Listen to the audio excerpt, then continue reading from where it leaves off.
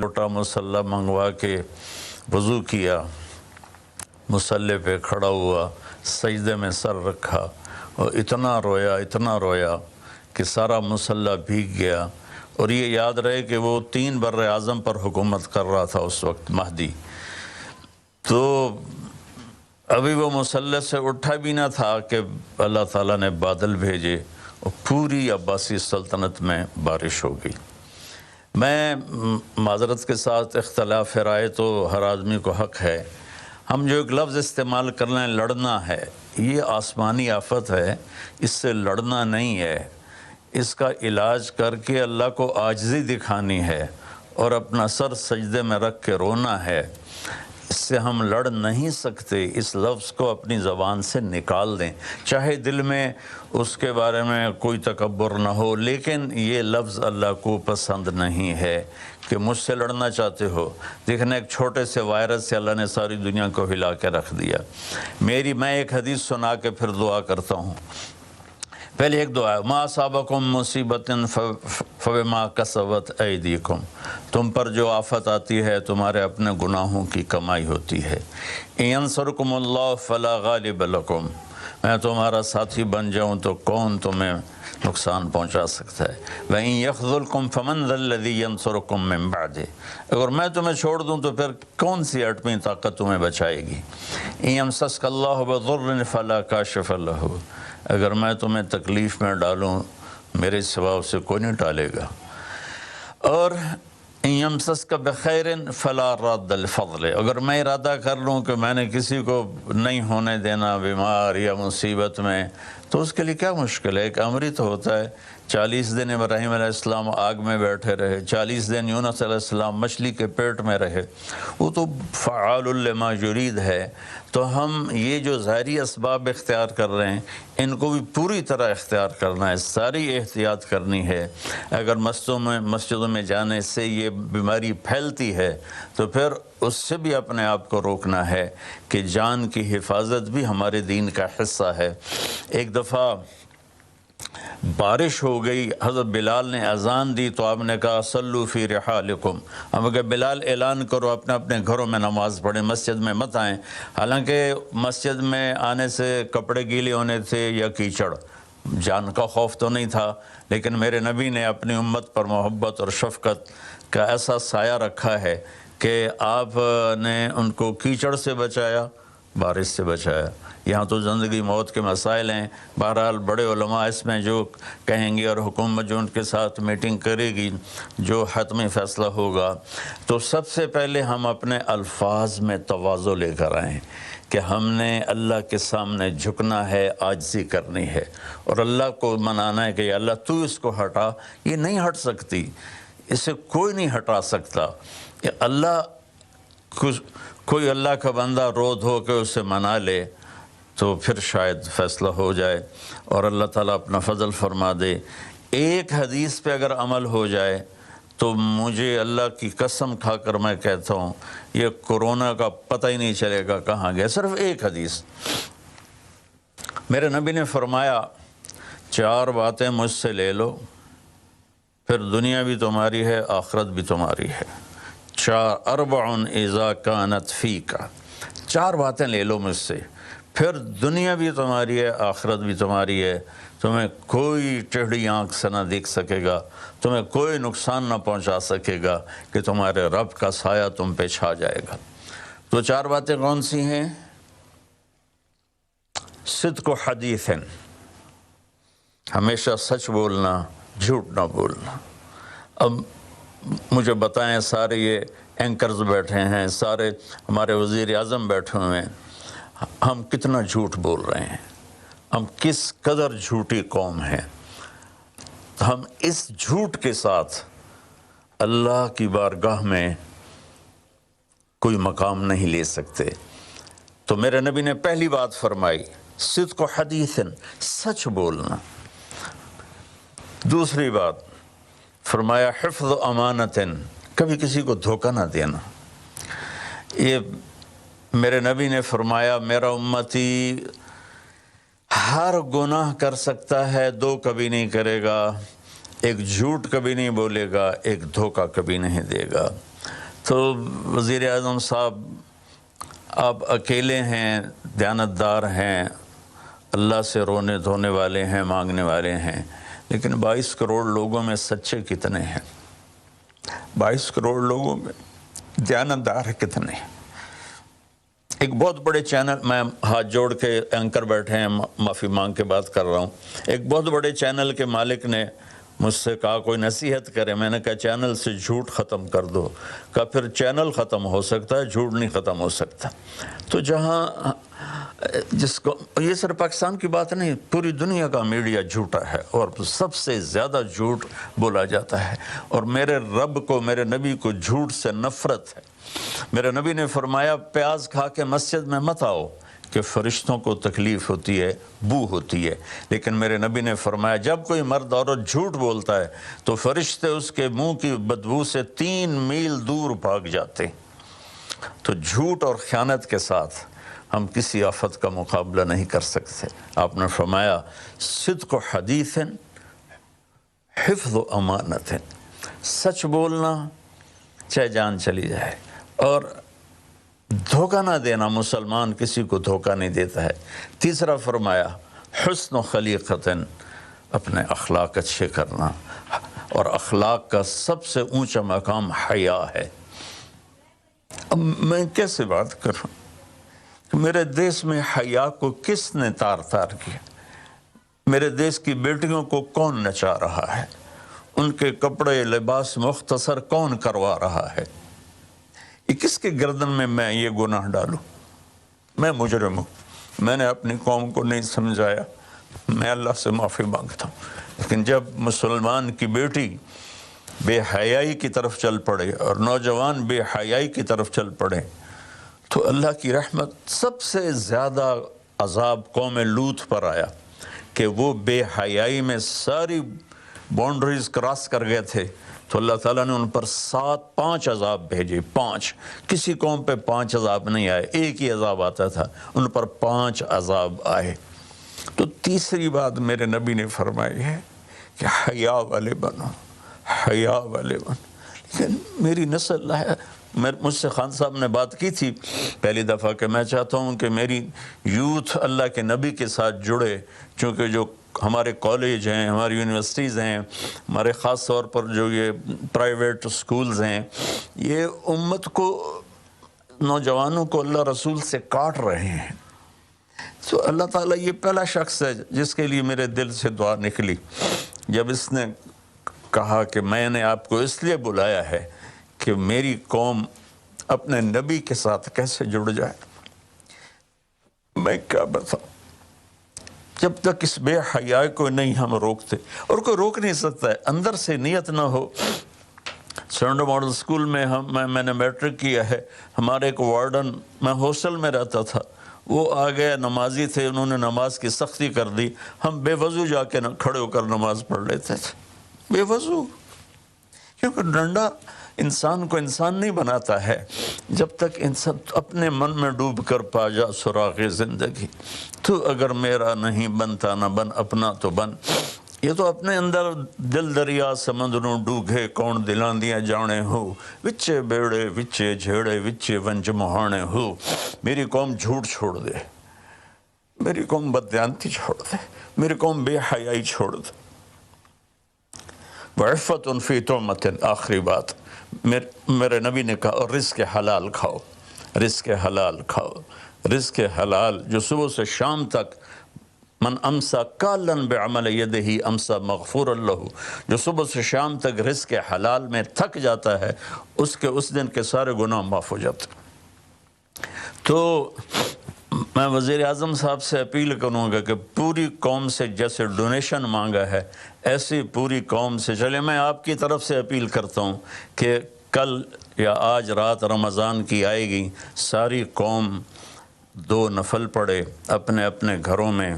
اور ایک تسبیح لا الہ الا انت سبحانک انی کنت من الظالمین، جس کو یاد ہے پڑھ لے، جس کو نہیں یاد ہو استغفر اللہ کی ایک تسبیح پڑھ لے، اور پھر سب اللہ کے سامنے ہاتھ جوڑ کے معافی مانگ۔ اور اللہ تعالیٰ کہتا ہے ما من یوم الا والبحر یستاذن فی ان یغرق ابن آدم، روزانہ، یہ مسند احمد کی روایت، روزانہ سمندر کہتا ہے یا اللہ اجازت دے میں چڑھ جاؤں اور ان کو بہا دوں۔ والارض تستاذن فی ان تبتلعہ، زمین کہتی ہے اللہ مجھے اجازت دے میں ان بے حیاؤں کو نگل جاؤں، ان جھوٹوں کو، ان بدماشوں کو، اس مافیا کو میں نگل جاؤں۔ تو والملائکۃ تستاذن فی ان تعجلہ وتہلکہ، فرشتے اللہ سے کہتے ہیں یا اللہ تو ہمیں اجازت دے ہم ان کا صفایا کریں۔ میرا اللہ کہتا ہے دعو عبدی فانا اعلم بعبدی منکم، جاؤ جاؤ اپنا کام کرو، یہ میرا بندہ ہے اور میں جانوں میرا بندہ جانے۔ ان کان عبدکم فشانکم بہی، تمہارا بندہ ہے تو مار دو، ان کان عبدی فمنی ولی منی ولی عبد، اگر میرا ہے تو میں انتظار کروں گا، میں انتظار کروں گا۔ پچھلی قوموں میں ایک طوائف نے کتے کو پانی پلایا تو اللہ نے اس کی بخشش کر دی، معاف، ہم تو مائل بکرم ہیں، کوئی سائل ہی نہیں، کوئی مانگنے والا تو ہو۔ ان چار چیزوں نے ہماری ہر چیز بکھیر دی، توڑ دی۔ کسی بھی قوم کے لیے جھوٹ، بددیانتی، بے حیائی اور رزق حرام یہ ان کو تباہ و برباد کر دیتا ہے، اور کوئی قوم سچائی، دیانتداری، پاک دامنی اور رزق حلال پر ہوگی تو اللہ کا سایہ ان پر چھا جائے گا، اور دنیا کی کوئی طاقت ان کی طرف آنکھ اٹھا کر نہیں دیکھ سکتی۔ ہم تو اجڑے چمن کے مالی ہیں، عمران خان کو اجڑا چمن ملا ہے، کہاں تک آباد کر سکے گا، اللہ اس کی مدد کرے۔ چمن کے تخت پر جس دم شہ گل کا تجمل تھا، ہزاروں بلبلیں تھی باغ میں، ایک شور تھا، غل تھا، کھلی جب آنکھ نرگس سی، نہ تھا جز خار کچھ باقی، بتاتا باغ ماں رو رو، یہاں غنچہ یہاں گل تھا، یہاں غنچہ یہاں گل تھا۔ ابھی عمران صاحب نے یرموک کی اور قادسیہ کی بات کی، کتنے تھے؟ 30,000 تھے خالد ابن ولید کے کمانڈ میں، اور سامنے باہان جو تھا وہ 3 لاکھ کا لشکر لے کر آیا ہوا تھا، اور قادسیہ کے میدان میں بھی 30,000 صحابہ تھے، اور ادھر سے جو رستم تھا وہ 3 لاکھ کا لشکر لے کر آیا ہوا تھا، ان کے ساتھ اللہ تھا۔ ہم اللہ کو ساتھ لیں، سارے اسباب اختیار کریں۔ مالداروں سے کہتا ہوں، میں نے اپنا کلپ الگ ریکارڈ کرایا کہ اس سال ساری زکوٰۃ ان غریبوں میں تقسیم کریں۔ آپ تک تو ہر آدمی نہیں پہنچ سکے گا، اپنے اپنے علاقے میں جو مالدار لوگ ہیں وہ اپنی زکوٰۃ غریبوں میں ان میں تقسیم کریں، ان کے گھر جا کر دیں۔ کسی ایک کی دعا لگ گئی نا تو 7 نسلیں ہماری آباد ہو جائیں گی۔ تو بس میں معافی چاہتا ہوں، آپ نے مجھے کافی دیر بٹھایا تو میں نے بھی تھوڑا سا آپ کا ٹائم لے لیا، تو آپ درود شریف پڑھیں اور ہم اللہ کی بارگاہ میں دعا کرتے ہیں۔ اللهم صل على محمد وعلى آل محمد كما تحب وترضى اللهم لك الحمد كما أنت أهله وافعل بنا ما أنت أهله إنك أهل التقوى وأهل المغفرة۔ اے میرے رب ہمیں تسلیم، تو ہم سے ناراض ہو گیا، تو نے سمجھایا ہم کوئی نہ سمجھ، تو ہمیں بلاتا رہا، ہم نے پیچھے مڑ کے نہیں دیکھا، تو نے ہمیں حرام سے روکا، ہم نے ہر حرام کو اپنا کاروبار بنایا، تو نے بے حیائی سے روکا، ہماری نسل نے کپڑے اتار دیے، تو نے رزق حلال کا کہا، ہمارے تاجر سود میں ڈوب گئے، دھوکے میں ڈوب گئے، طاقتور ظالم بن گیا، مظلوم کی فریادیں صرف تیرے تک تو آتی تھی، ہماری تو عدالتیں ظالم ہیں یا اللہ، ہماری تو عدالتیں ظالم، ہمارا قانون ظالم ہے، ہم سارے ظالم ہیں، غریب بھی، امیر بھی، مرد بھی، عورت۔ یا اللہ اس آفت کو ہم وینٹیلیٹر سے نہیں ٹال سکتے، ویکسینیشن سے نہیں ٹال سکتے، یہ تو نے بھیجی ہے، تو ہی سے ٹالے گا۔ یا اللہ تو علی کل شیء قدیر ہے، تو فعال لما یرید۔ میرے مالک ہم تو اپنی طاقت سے کرسی سے اٹھنا چاہیں تو اٹھ نہیں سکتے، لیٹنا چاہے تو لیٹ نہیں سکتے۔ یا اللہ زندگی موت تیرے ہاتھ میں، عزت ذلت تیرے ہاتھ میں، تو ہواؤں کا مالک، تو پانیوں کا مالک، تو سمندروں کا مالک،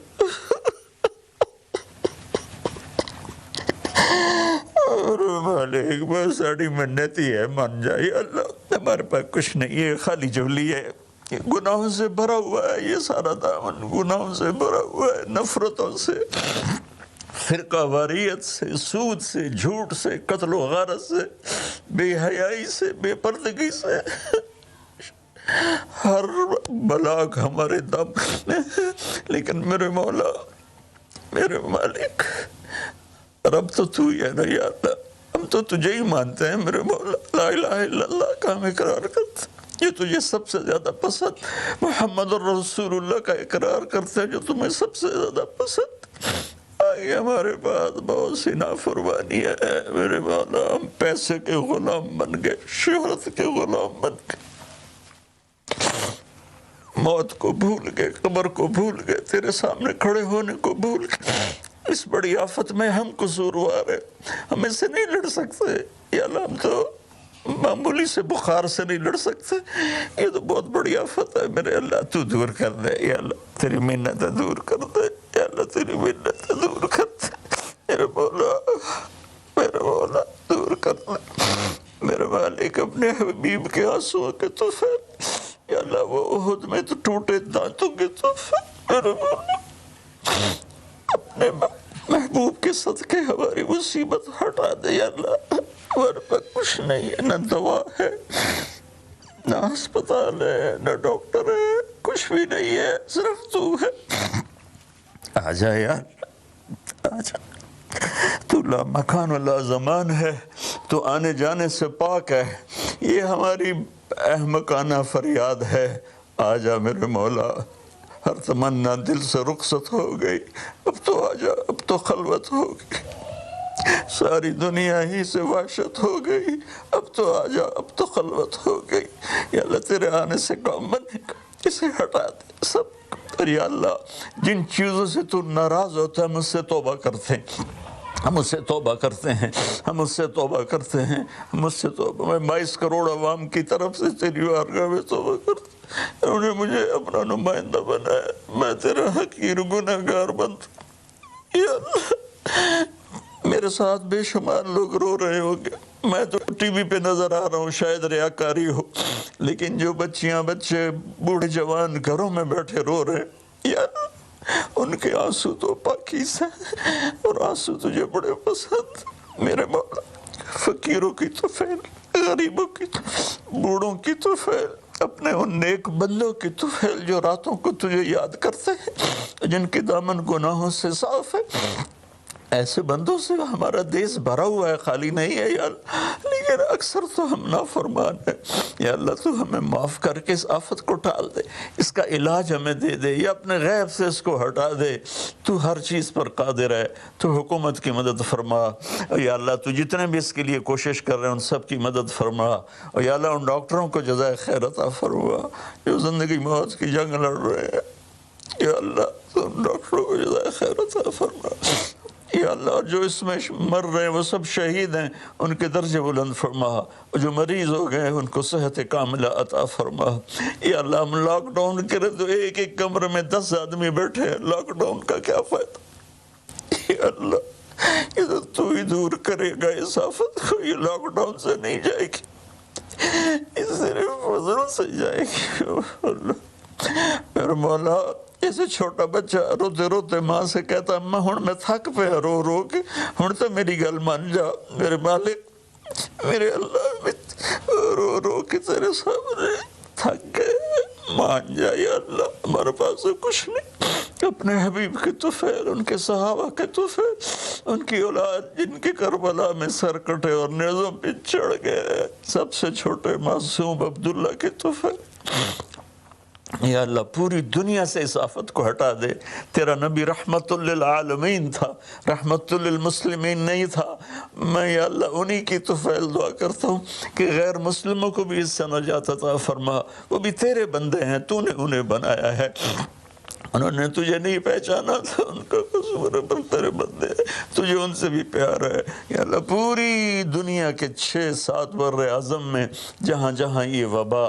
اپنے پنجے گاڑ چکی ہے یا اللہ، تو ان کو سب کو، اور خاص طور پر امت مسلمہ اور خاص طور پر حرمین شریفین یا اللہ، اس دفعہ